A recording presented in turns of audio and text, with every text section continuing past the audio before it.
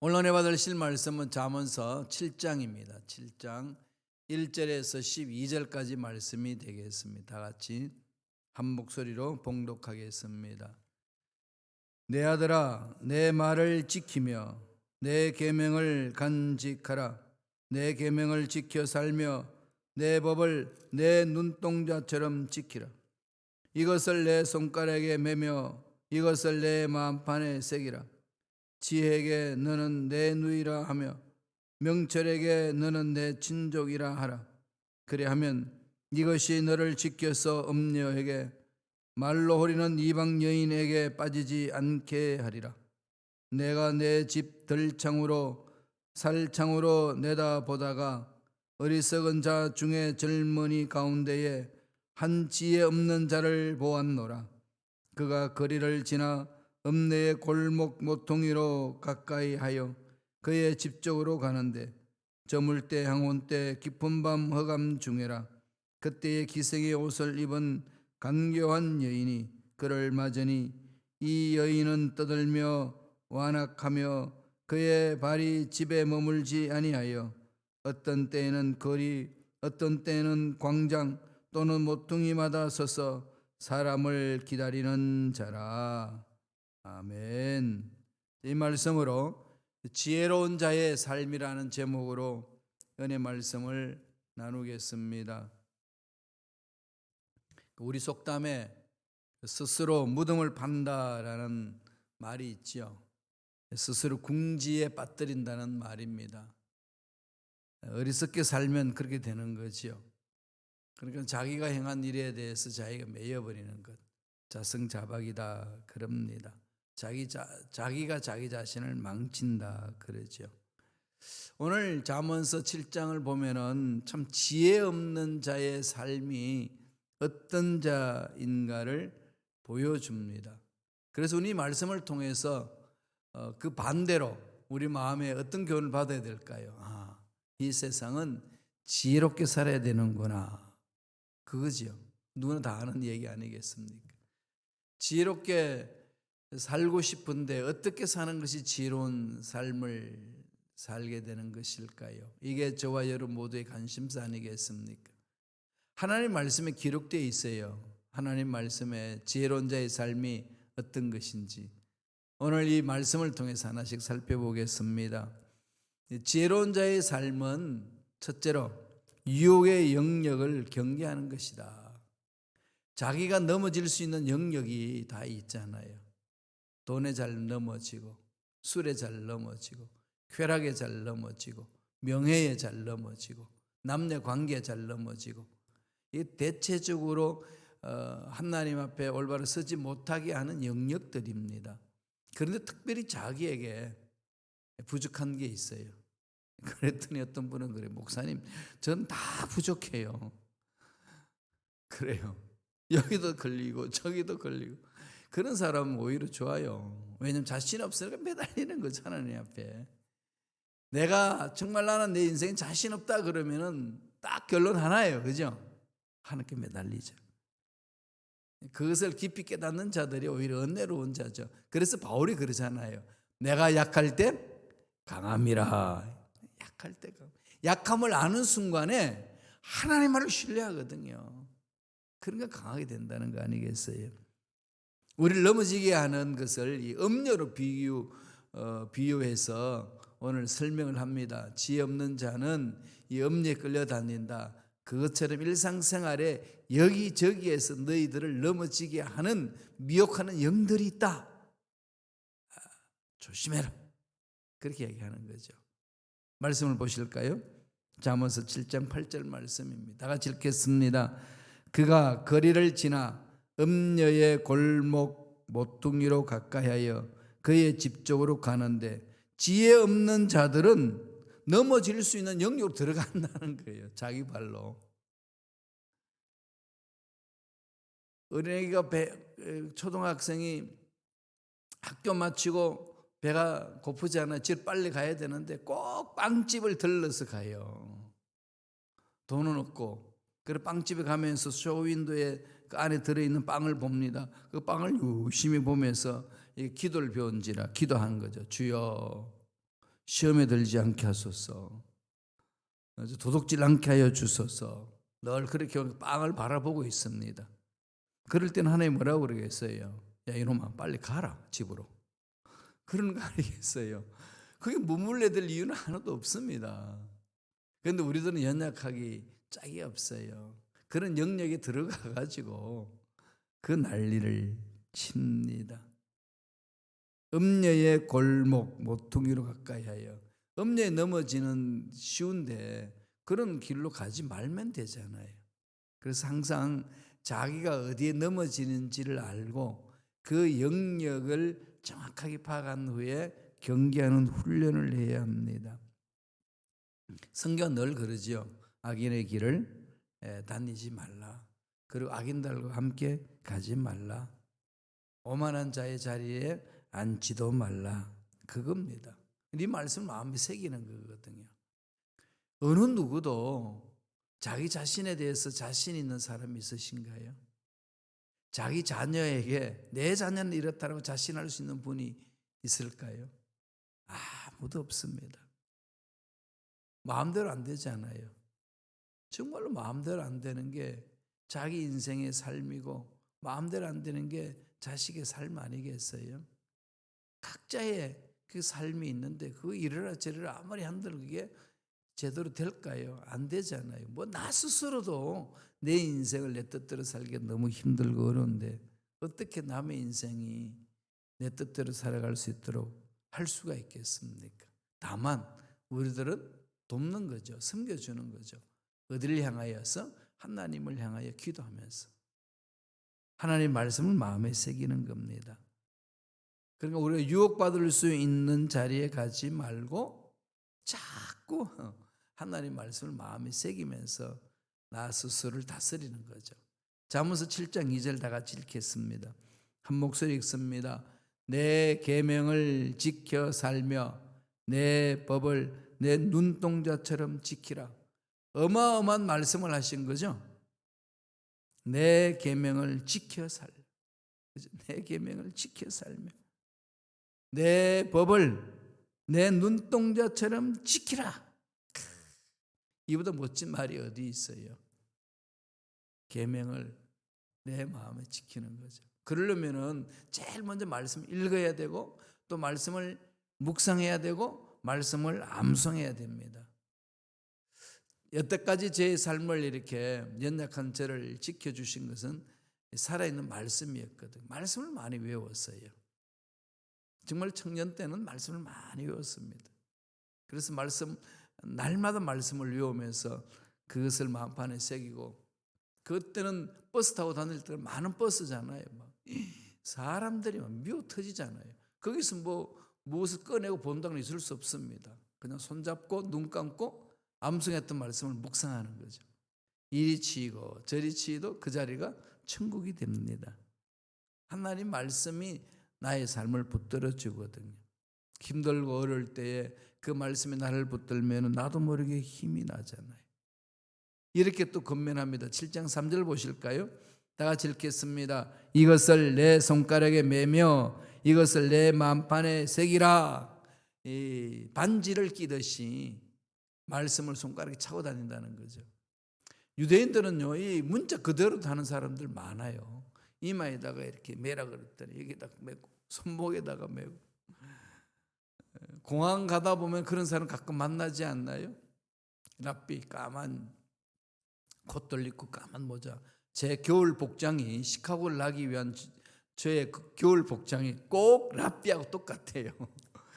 제가 이 캐치길에 우리 교회에 있을 때에 그 병원에 신방 가면 랍비들도 오거든요. 그러니까 똑같은 모습으로 나타나요. 이렇게 제가 하이 같이 하이 랍비인데 그분들 보면 옷에 오른쪽에 술이 달렸죠. 그게 이제 술이 있는 것은 이렇게 장식품 좀 돼 있잖아요. 그게 말씀을 상징하거든. 난 날마다 말씀과 함께한다. 날마다 말씀과 함께한다. 다이아몬드는 뭐 손가락에 끼기를 얼마나 사모합니까 여인들이요. 그러죠. 몇 캐럿짜리냐 그러면서 그러면서 막 머리도 아프지도 않는데 막 머리 만지면서 막 난리를 피잖아요. 그런데 그만큼 말씀이 손가락에 붙어 있도록 해야 된다는 거죠. 말씀을 세 손가락에 매며 마음판에 새기라는 거죠. 이 마음이라는 것은 전부터 말씀드렸듯이 히브리 말로 뭐라고 그랬죠? 레버를 그대로 번역하면 하트, 심장이에요. 피를 공급하는 거. 피가 막 내 심장에서 나와서 온몸을 공급하면서 생명이 있게끔 하잖아요. 그럼 말씀이 내 심장 속에 들어가서 온몸을 다 이 말씀으로 무장하라는 거죠. 유대인의 어머니들은 자녀들 양육할 때 그러잖아요. 아기를 안고 젖을 먹이면서 말씀을 엎조립니다. 그런 그 애의 위에 엄마의 젖이 들어가는 순간에 그 영혼에 말씀이 들어갑니다. 그렇게 양육하거든요.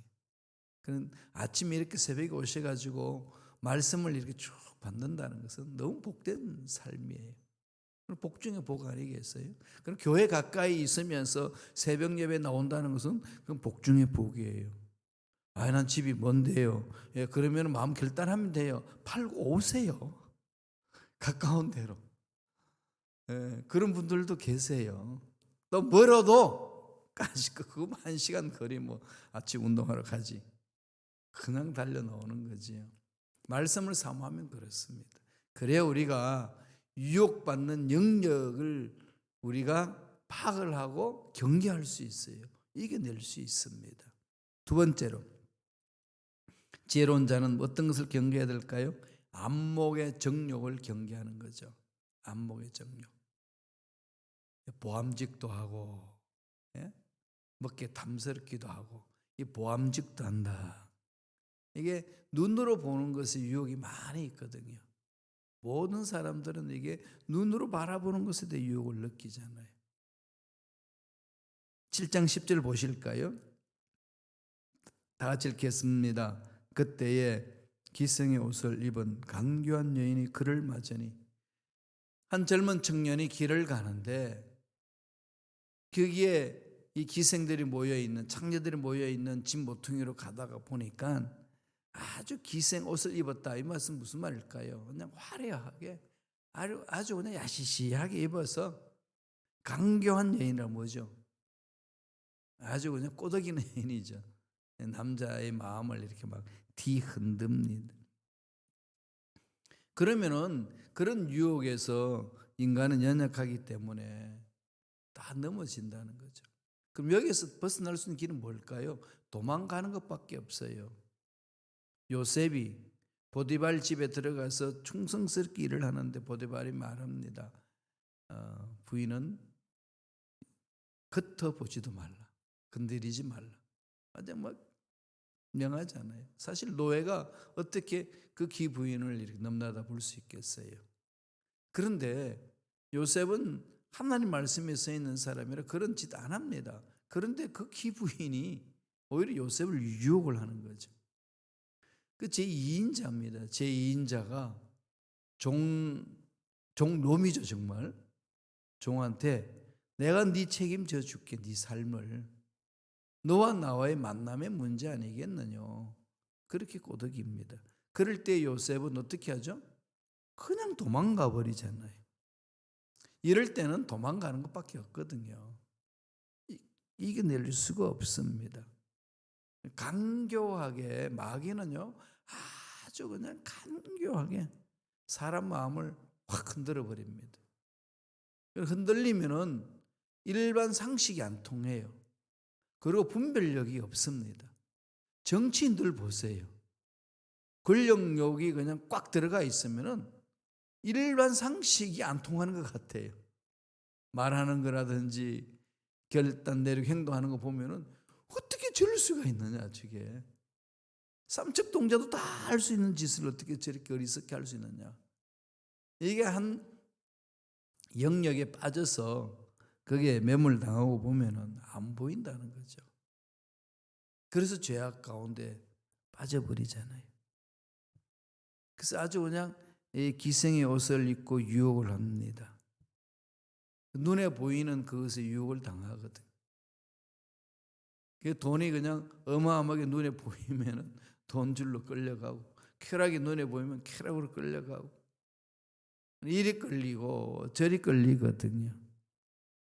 근데 마귀는 인간의 심리를 너무나도 잘 알기 때문에 어떻게 하면 넘어뜨릴까를 늘 생각하잖아요. 그 마귀들은. 그래서 내가 약한 점을 너무 잘 아니까 와서 건드립니다.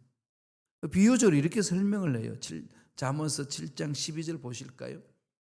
다 같이 읽겠습니다. 어떤 때에는 거리, 어떤 때에는 광장, 또 모퉁이마다 서서 사람을 기다리는 자라. 그녀의 숨겨진 의도가 있잖아요. 그러니까 악한 마귀를 이런 창기나 기생으로 표현해서 설명을 하고 있습니다. 이런 데 넘어가게 되면은 그냥 넘어지는 거죠. 이런 함정들이 있어요. 마귀는 신앙생활을 잘하고자 하는 저와 여러분에게 이런 함정을 팝니다. 그런데 그 함정이 함정인 줄을 몰라요. 왜냐하면 일상생활에 접근하기 때문에. 그러잖아요. 거리에서, 광장이나 모퉁이에서 열심히 일하고 열심히 사람들이 모이는 일상생활에 그 모든 것에서 악한 영들은 호시탐탐 노리는 거지요. 사마리아 여인이 아니라 착한 사마리아 사람을 비유하는 예수님의 말씀에 그게 나오잖아요. 길을 가는데 쓰러져 있어. 죽었는지 살았는지 아무도 몰라요. 그런데 거기 레위인도 랍비도 바리새인도 지나갑니다. 그런데 그 사람들은 다 종교인들인데 하나님을 잘 섬기는 사람들이에요. 아니, 잘 섬기는 것처럼 보이는 사람들이에요. 그리고 잘 섬기는 것처럼 보이는 사람들의 자세는 말씀을 문자 그대로 지켜야 되는 거죠. 그 당시에는. 그러니까 시체를 만지지 말라. 지금 예배를 드리러 가는 사람이 시체를 만지면 그게 참기를 못합니다. 예배를 주장하지 못하는 거거든요. 그러니까 감히 죽었는지 살았는지 볼 수가 없는 거죠. 죽었으면 그날 자기가 섬겨야 될 예배를 망치는 거예요. 그럼 얼마나 합당한 이유입니까? 합리적이지 않나요? 당연히 지나가야죠. 자기 할 일이 있는데. 근데 예수님은 그것을 비유로 아주 그냥 첨예하게 대립을 시킵니다. 그 당시 그들이 생각했던 개라고 취급했던 사마리아 사람, 이방인으로 취급했던 그 사마리아 사람이 그 사람한테 내려가는 거예요. 왜? 사람이니까. 사람이 죽어가는데, 죽었는지 살았는지 알지 못하지만 사람이 죽었는데 보살피러 가는 거죠. 긍휼한 마음이 있는 거죠. 그런 것을 예를 들어요. 그럼 주님 뭐라 그럽니까? 묻습니다. 누가 선하냐? 결론은 뭐죠? 예, 종교성에 끌려서 종교생활 하는 그 사람, 예배 드리러 간다고, 제사 드리러 간다고 그 일에 충실하는 사람, 이 사람이 착한 사람이 아니고 죽어가는 사람, 살려내는 사람이 착한 사람이다. 하나님이 그 말씀을 통해서 우리에게 교훈을 하고 있잖아요. 하나님 마음이 어디에 있는지 보라는 거죠. 우리는 너무나도 형식주의에 빠지기가 쉽습니다.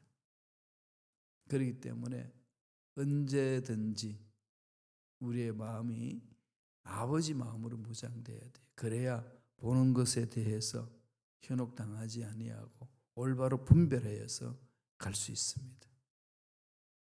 그렇지 아니하면은 아무리 멋지게 살려고 그래도 악한 것들이 뒤흔들어 버리기 때문에 열심히 교회 공동체에서 일했는데 상처 다 받고 나가 떨어지고 아버지 마음은 온데간데도 없고 그럴 수 있어요. 그럼 우리가 열심히 신앙생활하는 목적이 어디에 있을까요? 하나님이 말씀하시는 목적이 어디에 있겠습니까? 어디에 있죠? 아버지의 마음, 아버지의 사랑을 깊이 체험하고 그 사랑을 전해주는 거잖아요. 그래서 그 사랑을 알지 못하는 사람이 그 사랑을 체험할 수 있도록 만들어주는 거거든요. 늘 그 마음을 새겨라. 그것을 강조하고 있습니다. 그게 지론자의 삶이라는 거죠. 마지막 세 번째로 뭘 경계해야 될까요? 예, 말이에요. 유혹의 말. 말을 경계하라. 이걸 참 분별해야 됩니다. 늘 이 성경은 말에 대해서 강조를 하거든요. 말씀을 한번 볼까요? 잠언서 7장 21절입니다. 다 같이 읽겠습니다. 여러 가지 고운 말로 유혹하며 입술에 호리는 말로 깨물어. 음녀는 입술에 호리는 말, 사람을 넘어지게 하는 말을 하는 거죠. 당장 눈에 보이는 쾌락에 빠져버리도록, 당장 눈에 보이는 이익에 빠져버리도록, 당장 눈에 보이는 손해냐 이익이 되느냐 이것만 생각하도록 호린다는 거예요. 그러면은 우리가 지혜 없으면 넘어갈 수밖에 없는 거 아니겠어요? 그래서 성경은 늘 강조하는 겁니다. 말하는 듣는 것을 조심하고 말하는 것을 조심하라는 거죠. 듣는 것도 조심해야 되지만 말하는 것도 조심하라. 그러나 세상은 아주 그냥 고운 말로 유혹합니다. 고운 말로 아주 솔깃하잖아요. 이게 그냥 사기꾼들이 많이 쓰는 말 아니겠습니까? 마귀가 그렇게 찾아옵니다. 와서 뒤 흔들어 버려요. 그래서 잘못된 방향으로 끌려가거든요. 말 한마디 왔다 갔다 하잖아요. 그래서 사람들이 그래? 그 말을 들으면 거짓말인데 계속 듣다 보니까 그 거짓말이 참말처럼 느껴지는 겁니다. 아무래도 목사님이 그 말을 한 것 같아. 그런 것 같아. 이렇게 가다가 그랬대. 내가 확신하는데 내가 들었어. 이렇게까지 이제 막 번져나가요. 참 말이라는 게 그렇습니다. 악한 영들은 이 말의 힘이 얼마나 큰지를 알아요. 왜냐하면 하나님은 말씀으로 우주 만물을 창조하셨는데 말씀이 왜곡되면 파괴력이 어마어마하다는 것을 약한 영들도 알고 있는 거죠. 그래서 성경은 늘 강조합니다. 말 듣는 것 조심하고 말하는 것 조심하라. 그러니까 이 청년이 분별력이 없으면 음녀가 호리는 말에 넘어가 버린다는 거죠. 성경은 뭐라고 이야기하나요? 잠언서 7장 23절 한번 읽어볼까요? 다 같이 읽겠습니다. 필경은 화살이 그 간을 뚫게 되리라. 새가 빨리 그물로 들어가되 그의 생명을 잃어버릴 줄을 알지 못함과 같으니라. 그런 음녀의 호리는 말에 끌려가면은 자기가 죽는 줄도 모르고 끌려간다는 거죠. 따라서 저와 여러분들이 이 세상 살면서 우리 마음을 뒤흔드는 말들, 하나님 말씀과 위배되는 말들, 하나님의 뜻과 상관없는 말들, 이런 말들이 들려질 때 단히 잘라버려야 되고, 나 스스로도 하나님이 원하시는 말이 아닐 때는 내가 말을 하지 말아야 돼요. 훈련해야 됩니다. 다스리는 거죠. 그래야 우리가 올바로 설 수 있습니다. 늘 성경은 그것을 강조하잖아요. 혀에 건세를 묻고 사는 자. 그러니까 하나님도 그 말씀을 하잖아요. 내 귀에 무슨 말을 들리는지 간에 내가 들리는 대로 해주마. 무슨 말을 하든지 해라. 그러죠. 예수님도 마태복음 12장 36절에 보면은 12, 36절에 보면은 마지막 날에 신문하겠다 그랬어요. 그래서 날마다 내가 하는 말이 어떤 말인지 자꾸 이렇게 되돌아봐야 돼요. 그래야만이 말씀 위에 올바로 설 수 있고 나를 다스릴 수 있고, 그러면은 나중에 다른 사람들이 하는 말에 대해서 분별할 수 있습니다. 말씀 위에서는 훈련입니다.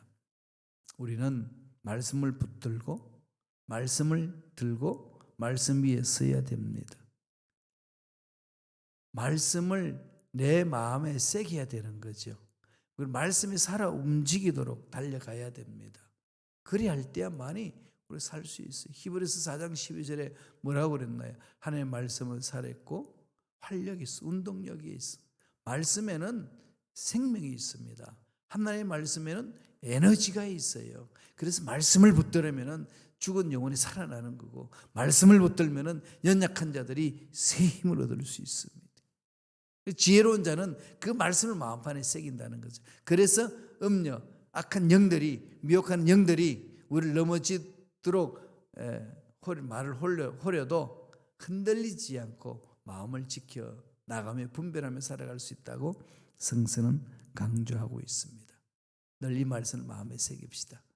그래서 이 험악한 세상에 좌로나 우로나 치우치지 않고 올바른 길, 정도를 향하여 달려감으로 하나님 만났을 때 잘했자 칭찬 듣는 우리가 되어야 될 줄로 믿습니다. 그 은혜가 저와 여러분 삶에 넘쳐나길 간절히 축원드립니다.